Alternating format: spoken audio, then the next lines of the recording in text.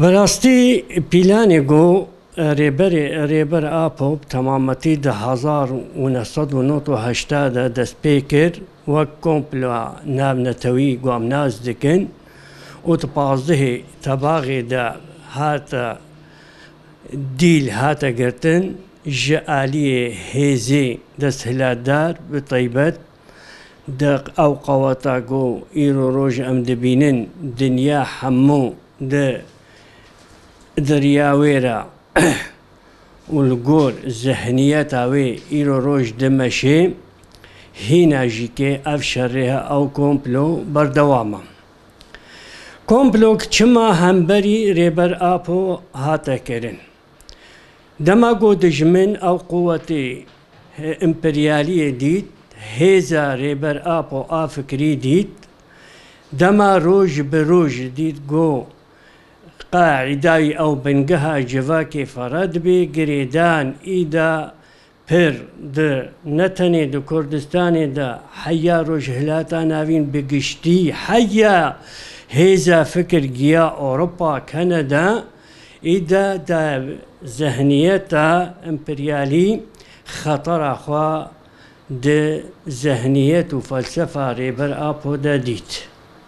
دید گو اف ذهنیت به تمامتیت کوی خدمت جواکه دید گو اف ذهنیت آرمنجی آوا کرن انسان کی آزاده آرمنجی وی ذهنیت ریبر آوا کرن دیمقراطیتیه دما گو اف خطره هاناکه دید ایدا بلزو بز دولتا آني أمبيجن حلفي ناتو بقشتي كتا تفقريدا كومبلو هاتا شيكرين بطيبت لبريطانيا هاتا شيكرين لما طابخي قو أمبيجن بريطاني هاتا حازر كرين لأمريكا هاتا نفزاندن وبطيبت الأوروبا وك آلاف هاتا بيك آنين جبويجي كي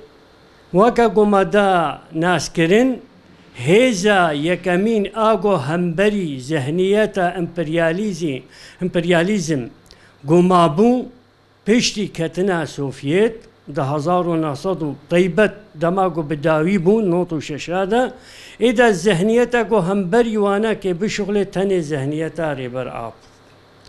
داخنا ويدن جيجي قطبكن كاربن قطبكن وكا قو تخوازن سیاست خود روشهلاتا ناوین دا پیک بینن کلم ایگو همبری وابو سیاست ریبر آپو بو فلسفه ریبر آپو بو جبویجی که امکان بیجند دنوتو نهادا ایدا دنیا هجا براستی جی دنیا هجا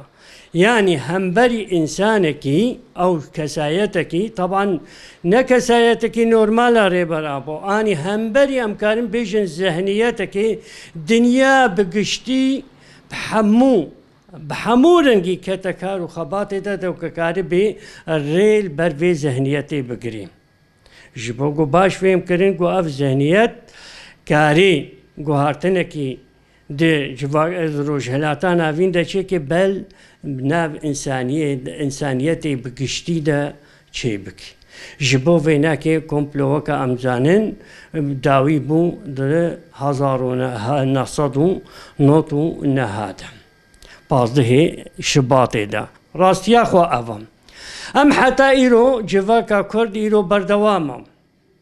براسي حتى ايرو جيكي في دمي جيكي هاتيا هنا جيكي قريدانا جواكي بريبري خورا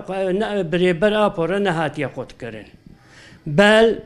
چلو بهتر بريكو بيك بويا بهتر بريخستن بويا ومينا كاوي جيكي رزقارن کرنا روج آوايا براسي جنهاغو ام روج آوا انجامي فلسفو وزانبونا ريبر آپويا وكام زان دماغو شورشي لفر دست بيكر تفقر حمو حد آلية عسكري دجي حتى آلية جواكي دجي كي بالتعليمات ريبر آبو دهاتا مشاندن جبوغو دماغو زندانێ دا ڕێبەر ئاپ و تعلیم تعلیمات دشاندن لە گۆری وا تعلیماتە بە تەمامەتی گاب بگاب مەکاری بوو ئاخەخوال vê dê rojava rizgar bikin. Rastî jî kêm çi tê fêmkirin? Tê fêmkirin navenda mêjî êgo Kurd îro roj ser dimeşê bi rastî rêber apoya. Navenda zanebûnê rêber apoya. Ji bo ku em baş dîrokê vegerin belkî car cana jî kê hezar salî feylesûf anî ulemayê زانیارێک بۆ ئاستاوی هەری لە ژۆ بەلکی هەزار ساڵی جارێکێ ناین. ji bo îş emkan bêjin di çerxa bîst û yekê de îro roj hebûna rêber apo guhartineke, hebûna rêber apo zanîbûneke, hebûna rêber şêbûna wî yanî dayîkbûna rêber apo guhartina rengê jiyana civakê, avakirina civakekî demokratîk, ixlaqî siyasî. Rastiya xwe de rêber apo ava. Ji bo wê jî kenbêjin komplo hîna berdewam e. Çawa ku me dît Efrîn komplo netîca encamê kompla navnetewî çawa hate dagirkirin ji aliyê dewleta Tirkî ve. Komplo li wir jî nesekinî hîna komplo berdewama dagirkirina girê spîk û serêkaniyê jî kê berdewamiya komploya.